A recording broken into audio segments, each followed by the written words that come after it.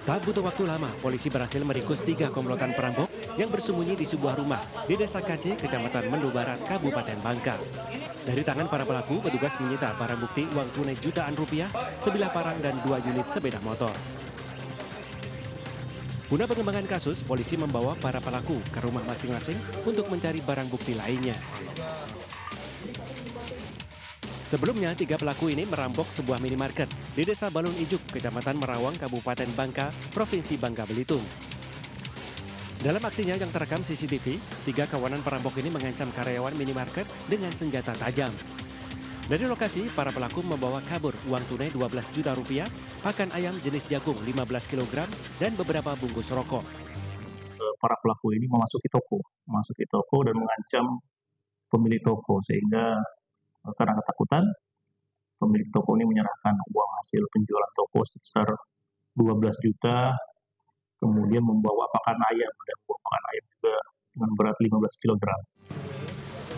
Kini ketiga tersangka mendekam di ruang tahanan Mapolda Bangka Belitung untuk pemeriksaan lebih lanjut. Dari Bangka Belitung, Muhammad Maulana, iNews melaporkan.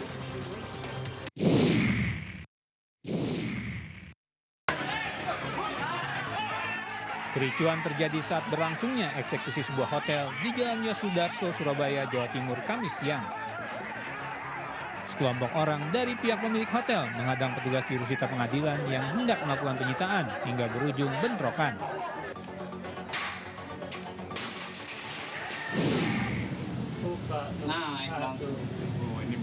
Aksi komplotan curanmor yang nekat menggasak sebuah mobil pick-up di kawasan Bogor Selatan, Kota Bogor berhasil terekam kamera pengawas. Berbekal rekaman CCTV ini, petugas Satreskrim Polresta Bogor Kota akhirnya berhasil meringkus 9 pelaku dari 2 komplotan berbeda.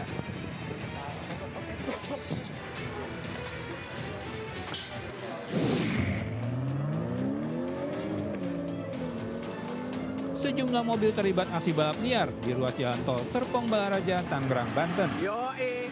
Polisi yang bergerak cepat akhirnya berhasil mengamankan para pengemudi nakal beserta kendaraannya.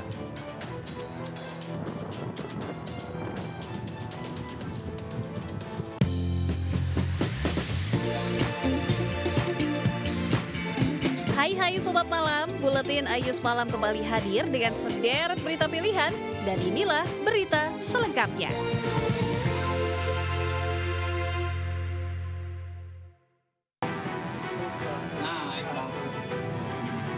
Tanpa rasa takut, komplotan curanmor ini menggasak sebuah mobil pickup yang terparkir di Jalan Pahlawan, Kecamatan Bogor Selatan, Kota Bogor. Dalam sekejap, para pelaku yang aksinya terekam kamera pengawas berhasil membawa kabur mobil curian. Di lokasi berbeda, sindikat curanmor lainnya juga mencuri mobil pickup yang terparkir di halaman pertokoan. Berbekal rekaman CCTV, petugas Satreskrim Polresta Bogor Kota meringkus 9 pelaku dari 2 komplotan berbeda. Para pelaku yang punya peran masing-masing ini diringkus dari tempat persembunyiannya di wilayah Bogor, Sukabumi, dan Cianjur. Kepada polisi, mereka mengaku mencuri mobil secara acak, khususnya yang terparkir di pinggir jalan dengan minim pengamanan. Dari tangan tersangka, polisi menyita barang bukti 3 mobil curian, kunci letter T hingga mesin bor. Dijual di Jakarta dengan harga 18 juta rupiah. Nah, ini komplotannya ada 9 tersangka yang kita amankan. Ini terdiri dari 2 kelompok tersangka yang beroperasi di wilayah Bogor Kota, Bogor Kabupaten, Sukabumi Kota, Sukabumi Kabupaten, dan Cianjur. Akibat perbuatannya, para pelaku dijerat pasal 363 KUHP dengan ancaman di atas 5 tahun penjara. Dari Kota Bogor, Jawa Barat, Andi Firmansyah, iNews melaporkan.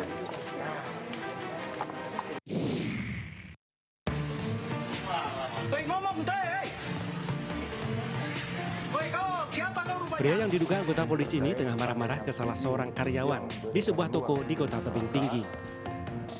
Bahkan pria tersebut sempat mengancam akan menembak sang karyawan. Tak apalah, video pengancaman tersebut kemudian viral di media sosial. Sebelum keluar dari toko, pemilik usaha yang tengah merekam peristiwa tersebut menanyakan maksud perkataan ancaman dari sang pria. Ya, Bapak bilang mau nembak siapa, Cok? Kau ulang sekali lagi. Ulang sekali lagi, Cok. Akibat peristiwa itu, oknum polisi yang bertugas di Polres Sedang Bedagai kini tengah diperiksa Propam di Polres tempatnya bertugas. Dapat kami jelaskan bahwa anggota polisi tersebut saat ini sudah dalam pemeriksaan dan pengawasan oleh Propam Polres Serdang Bedagai. Sehubungan personil polisi tersebut bertugas di Polres Serdang Bedagai. Diketahui sebelumnya pelaku marah-marah kepada karyawan toko karena pelaku meminta KTP sang karyawan, namun hal tersebut ditolak. Dari Kota Tebing Tinggi, Sumatera Utara, Sania Sibuan, iNews melaporkan. Woi kau, siapa kau rupanya?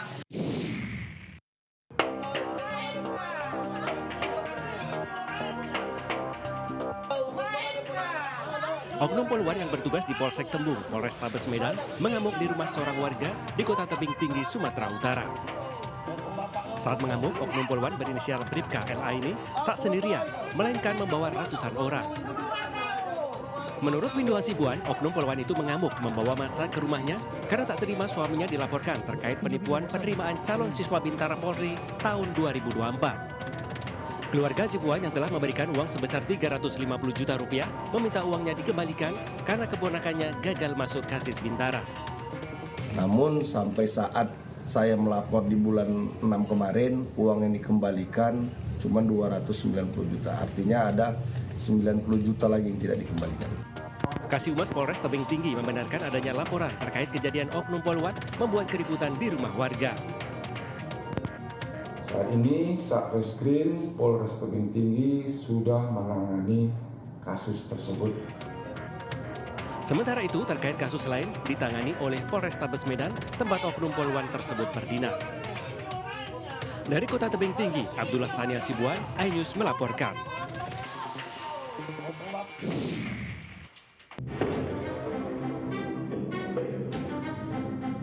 Komplotan maling terekam kamera pengawas membobol sebuah toko laptop di kawasan Bintaro, Tangerang Selatan, Banten, Rabu dini hari.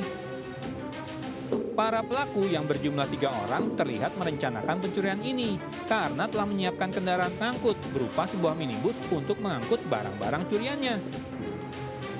Satu persatu, para pelaku tampak memindahkan dan memasukkan puluhan barang ke dalam mobil yang terparkir di halaman toko tersebut.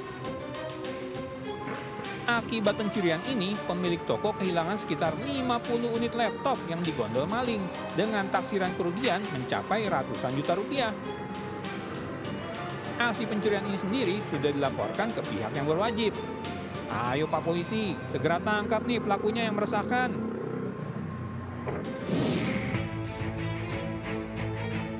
Beragam modus dilakukan para pelaku kejahatan dalam melakukan aksinya.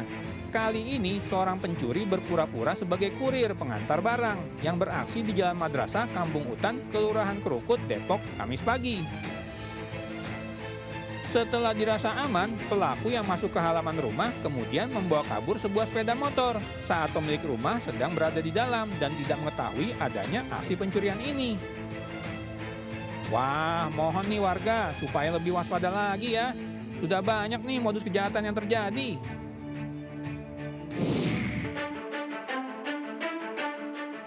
Nah, ini juga kejadian di Depok nih. Seorang pria diduga hendak melakukan penipuan dengan modus transfer uang. Pria tersebut mencoba meminta pemilik toko untuk mentransfer sejumlah uang ke sebuah akun. Namun saat pemilik toko meminta uang tunai sebelum transfer dilakukan, si pria mengelak dan mengaku akan memberikan uang tunainya setelah transfer tersebut dilakukan. Beruntung, pemilik warung waspada dan tidak mengabulkan permintaan pria tersebut. Bagus Pak, jangan mau ditipu sama penipu. Kalau perlu, laporkan ke pihak yang berwajib Pak.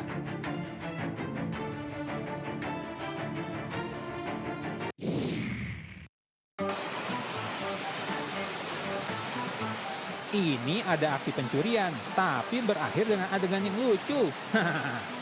Masih dari Depok, Jawa Barat nih. Jadi, ada pencuri yang hendak beraksi membobol sebuah sepeda motor di salah satu rumah warga. Namun, saat berusaha membongkar kunci kontak, si maling dikejutkan aksi pemilik rumah yang mengendap-endap dan melempar sebuah panci besar dari lantai atas rumah tersebut sambil berteriak maling. Alhasil, panci besar itu pun tepat mengenai kepala si maling tersebut, hingga akhirnya melarikan diri bersama rekannya yang menunggu di motor. Ah, mantap nih aksi si pemilik rumah. Untung panci yang dilempar. Coba kalau ulekan batu, bisa bocor itu kepala si maling.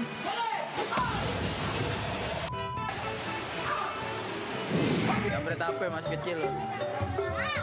Nah, ini juga kisah seorang penjamret yang gagal dalam melakukan aksinya nih. Seorang pelaku jambret berhasil diamankan warga saat beraksi di Jalan Mangkaliwe, Grogol, Petamburan, Jakarta Barat hari Kamis siang. Setelah menerima sejumlah kenang-kenangan dari warga, pria pelaku jambret ini pun kemudian diamankan aparat kepolisian.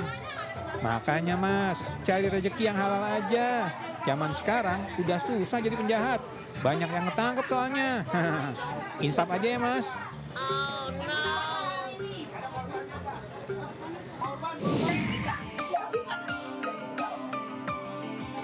Ini juga nih, nyolongnya nggak seberapa, tapi dosanya sama gedenya mas. Jadi ada seorang pria yang pura-pura membeli buah semangka di sebuah toko buah dan dilayani oleh seorang ibu di Jalan Abdul Ghani 2 depan Nuansa Telaga Biru, Depok, Jawa Barat. Saat si ibu masuk ke dalam rumah untuk mengambil pisau, pria tersebut malah ikut-ikutan masuk ke dalam rumah. Rupanya si pria memanfaatkan kelengahan si ibu dengan mengambil ponsel yang ditaruh di dalam rumah. Itu ular kecil bu ya, kecil bu. Setelah melakukan aksinya, si pria pun kabur dan masih sempat-sempatnya menyuruh si ibu memotong kecil-kecil buah yang dipesannya. Wah, yang sabar ya bu, nanti ponselnya pasti dibalas Tuhan dengan yang lebih baik. Dan si maling pasti bakalan kena batunya suatu saat. Itu ular kecil bu ya, kecil bu.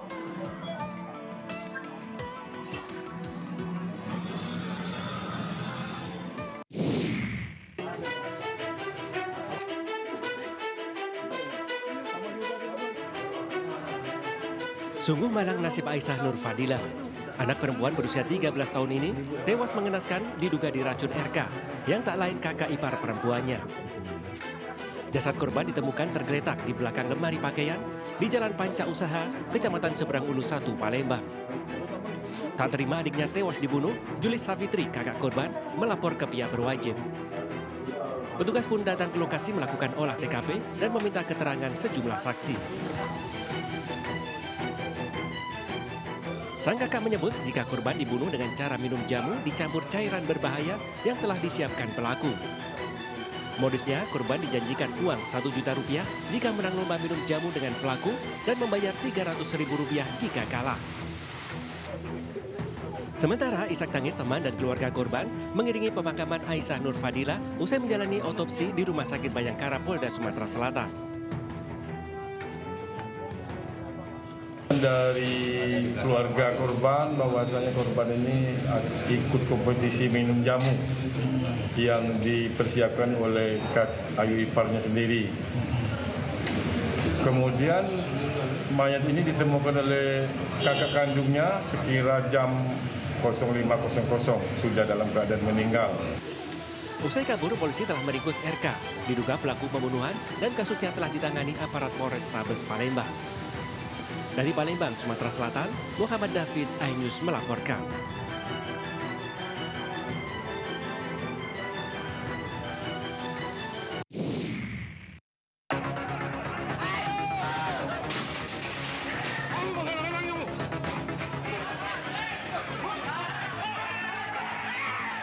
Kericuan mewarnai eksekusi Hotel Garden Palace di Jalan Yosudarso, Surabaya, Jawa Timur pada Kamis siang. Sekelompok orang dari pihak termohon eksekusi mengadang petugas jurusita dan melarang petugas angkut masuk ke dalam hotel. Polisi yang mengamankan jalannya eksekusi membubarkan massa yang melakukan pengadangan. Saling tarik dan dorong pun tak terhindarkan hingga sejumlah orang terjatuh dari anak tangga teras hotel.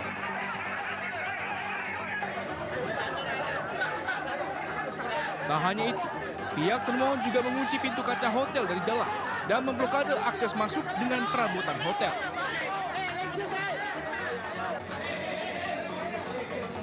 Petugas jurusita pun terpaksa harus memecahkan pintu KAC agar bisa masuk ke objek eksekusi pengosongan.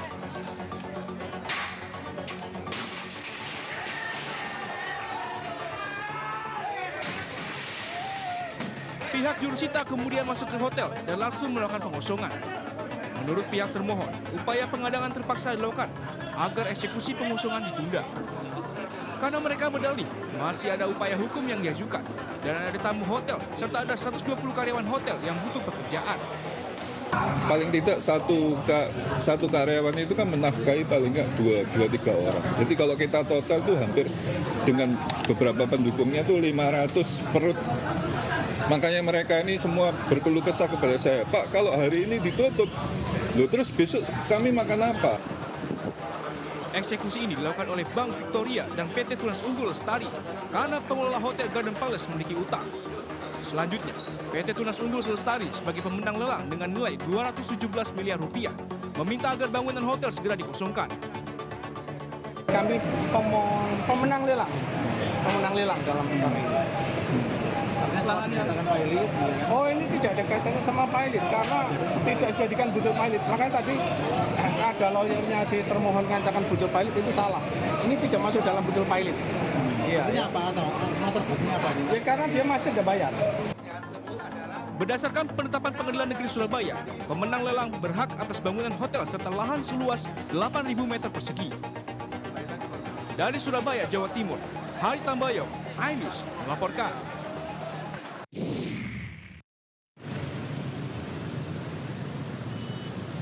Mobil ini ringsek pada bagian mesin usai terlibat kecelakaan beruntun di ruas tol dalam kota Jatinegara, Jakarta Timur. Sedikitnya 6 mobil terlibat kecelakaan beruntun, 3 diantaranya rusak cukup parah. Salah satu wanita pengemudi mobil sempat shock dan mengalami luka ringan. Kecelakaan berawal saat mobil paling belakang tiba-tiba menyeruduk kendaraan di depannya saat lalu lintas padat. Akibatnya mobil yang berada di depannya terdorong hingga menyebabkan kecelakaan beruntun. Diduga pengemudi kurang konsentrasi saat berkendara dan tak mampu menguasai laju kendaraan. Usai kejadian, seluruh kendaraan yang terlibat kecelakaan dievakuasi menggunakan mobil derek. Bapak sendiri ada luka nggak, Pak? Nggak ada ya? Hanya kerugian materialnya aja ya?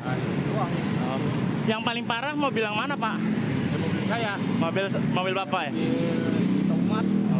Ada kegencet di tengah saya. Bapak kegencet di tengah? Iya, 3 kali nyundul. Sementara kasus kecelakaan tersebut telah ditangani petugas Subdit Gakum di Telantas Polda Metro Jaya. Dari Jakarta, Adi Humanik, iNews melaporkan.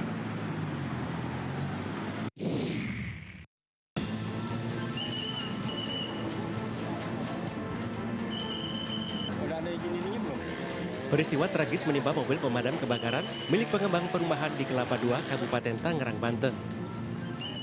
Mobil damkar ini terbalik usai menabrak pohon saat dalam perjalanan menuju lokasi kebakaran. Akibat kecelakaan tersebut, 6 orang personil damkar terluka dan dilarikan ke rumah sakit terdekat. Peristiwa ini bermula saat petugas menerima laporan kebakaran dari masyarakat.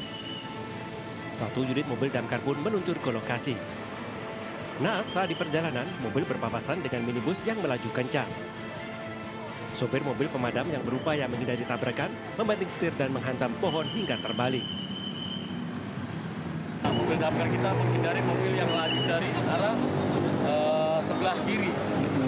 Setelah mobil itu sudah ngerem, ternyata dia masih laju terus. Akhirnya mobil kita menghindar dengan kapasitas air yang banyak karena ada berita kebakaran. Jadi kita menghindari nabrak. Kecelakaan tunggal mobil pemadam kebakaran ini dalam penyelidikan aparat Polsek Kelapa II.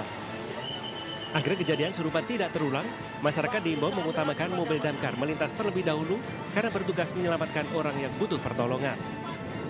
Dari Kabupaten Tangerang, Banten, Aimarani, iNews melaporkan.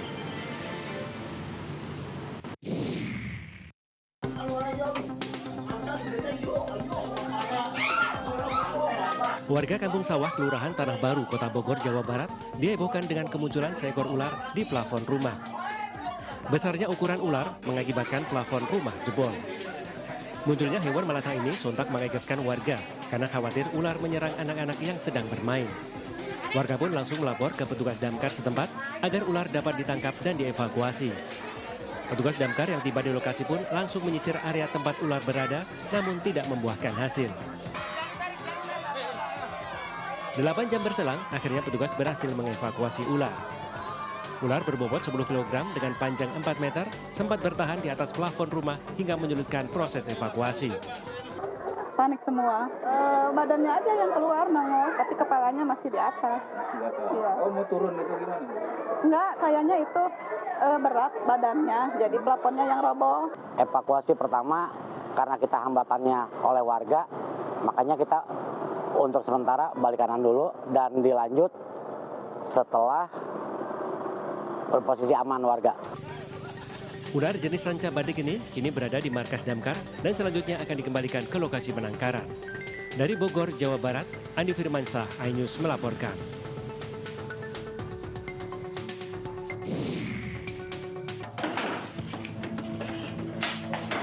Seekor ular piton berukuran cukup besar ditemukan warga sedang berada di dalam rumah di Jalan Muding Batu Sanghyang, Kerobokan, Kuta Utara, Bali, Rabu petang. Warga pun meminta bantuan pihak pemadam kebakaran Badung untuk mengamankan ular yang berada di bagian atas rumah tersebut. Setelah berjibaku beberapa saat, tim rescue Damkar Badung akhirnya berhasil mengevakuasi ular piton tersebut dan mengamankannya ke lokasi yang terjaga. Tindakan anarkis dilakukan sejumlah oknum anggota perguruan pencak silat asal Banten yang menganiaya sejumlah petugas keamanan Kebon Raya Bogor beberapa waktu lalu. Puluhan anggota perguruan silat tersebut mengeroyok petugas keamanan lantaran tidak diperkenankan memasuki kawasan Kebon Raya karena waktu operasional Kebon Raya sudah berakhir alias sudah tutup. Tak hanya mengeroyok satpam, sejumlah oknum perguruan juga merusak pintu gerbang Kebon Raya dengan melemparkan sejumlah benda keras. Ini kasus penganiayaan dan penyerangan ini ditangani pihak Polresta Kota Bogor. Insiden tidak terduga nyaris melukai bahkan mengancam nyawa mantan kepala BIN yang juga politikus AM Hendro Priyono. Saat berpidato di acara peletakan batu pertama pembangunan sebuah sekolah di Cijantung, Jakarta Timur, tiba-tiba layar videotron yang berada di belakang Hendro Priyono roboh dan nyaris menimpa dirinya. Beruntung, insiden yang diduga akibat angin kencang itu tak sampai melukai politikus senior tersebut karena ia sempat menghindar.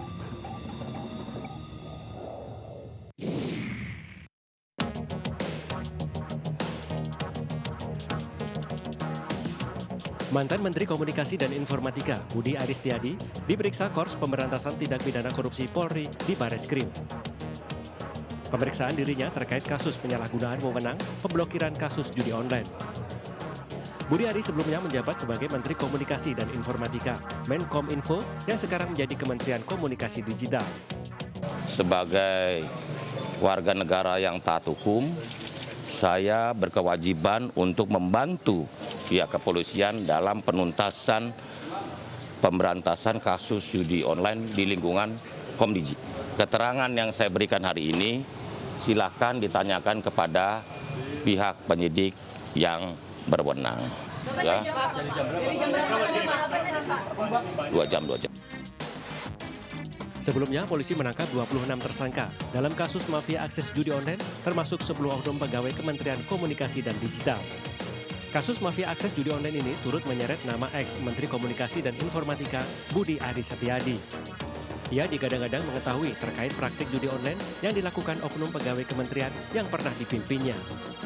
Sementara PPATK merilis jumlah perputaran uang judi online di Indonesia mencapai 13,2 triliun rupiah. Tim Liputan iNews melaporkan.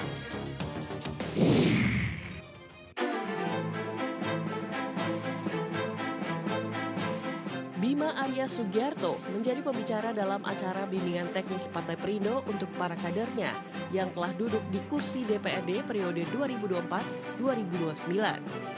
Wakil Menteri Dalam Negeri di Kabinet Merah Putih ini menegaskan perlu adanya kolaborasi antar lembaga legislatif dan eksekutif demi meningkatkan pertumbuhan ekonomi Indonesia. Jadi DPRD juga harus bisa memahami target-target dari eksekutif pemerintah.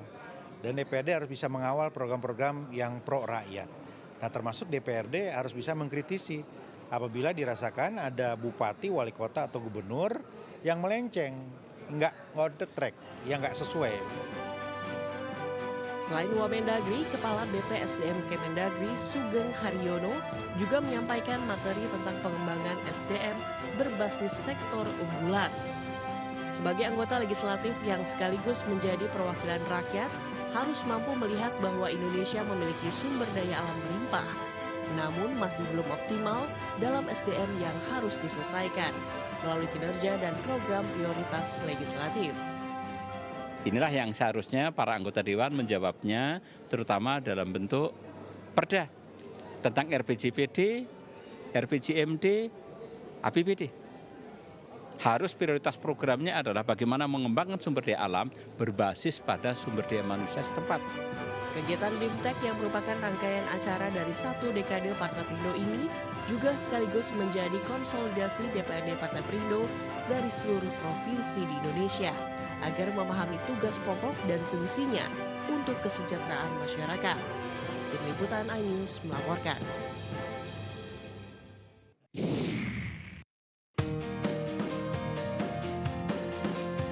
MNC Sekuritas resmi menjalin kerjasama pemasaran produk reksadana dengan BRI Manajemen Investasi sebagai agen penjual efek reksadana atau APER.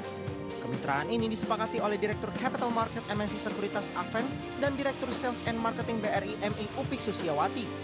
Melalui kolaborasi ini, masyarakat dapat semakin mudah untuk mengakses produk-produk investasi reksadana, khususnya produk reksadana BRI MI, melalui aplikasi Motion Trade milik MNC Sekuritas. Kita melihat bahwa MNC Sekuritas bukan hanya di trading di saham aja, tetapi melengkapi semua produk-produk yang ada. Tentunya tentunya khususnya di produk investasi, khususnya di produk reksadana. Dan harapannya semakin kita bekerja sama, semakin memacu untuk nasabah-nasabah atau masyarakat Indonesia lebih luasnya untuk berinvestasi tentunya di produk reksadana. Tentunya kami menyambut baik kerjasama pemasaran produk dari BRI Manajemen Investasi pada aplikasi Motion Trade kita. Dan MNC Sekuritas meyakini bahwa kerjasama ini akan memberikan nilai tambah sekaligus memberikan jaringan distribusi yang lebih luas dalam memasarkan produk dari BRI Manajemen Investasi. Adapun 5 produk reksadana BRI yang akan dipasarkan pada aplikasi Motion Trade yaitu reksadana BRI Balance Regular Income Fund, reksadana Indeks BRI MSCI Indonesia ESG Screen Class A, reksadana BRI Mawar Fokus 10, reksadana Reuni Pasar Uang 3, dan reksadana BRI Seruni Pasar Uang Syariah. Dari Jakarta, Anggita Maura, Nadifa, iNews melaporkan.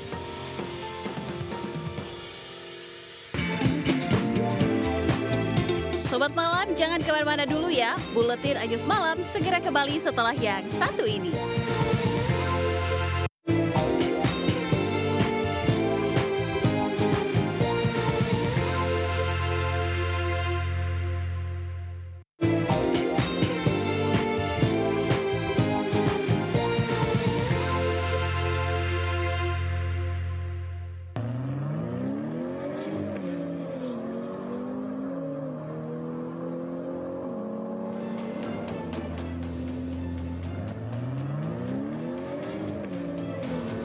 Dua minibus mewah ini terlibat balap liar di Tol Serpong Balaraja, Tangerang, Banten.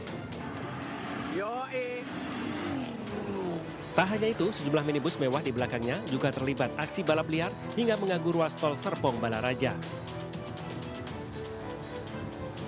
Usai videonya viral di media sosial, polisi bergerak cepat dan berhasil mengamankan para pembalap liar beserta minibus yang dikemudikannya.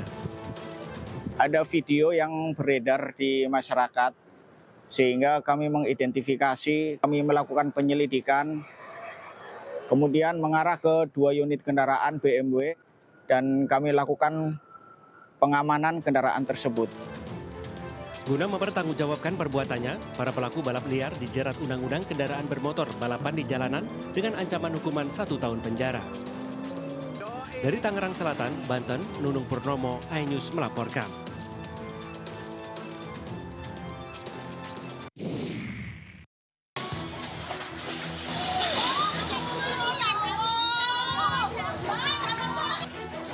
Inilah detik-detik ambruknya pasar ikan di Kota Pasuruan, Jawa Timur. Pedagang di lokasi kejadian sempat histeris melihat bencana alam tersebut.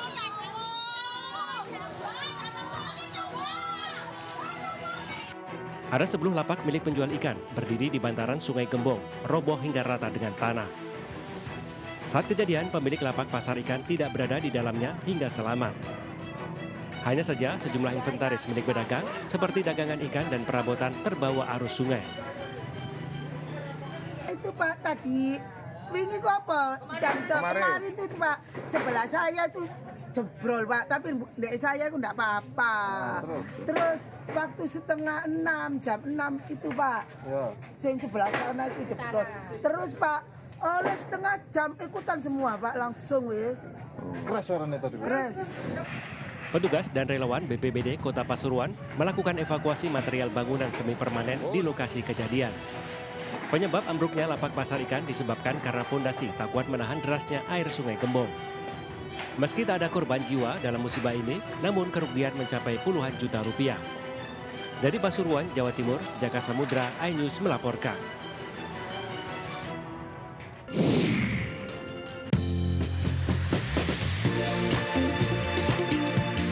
Oke Sobat Malam, informasi tadi sekaligus mengakhiri buletin iNews malam kali ini. Selamat beristirahat dan sampai jumpa.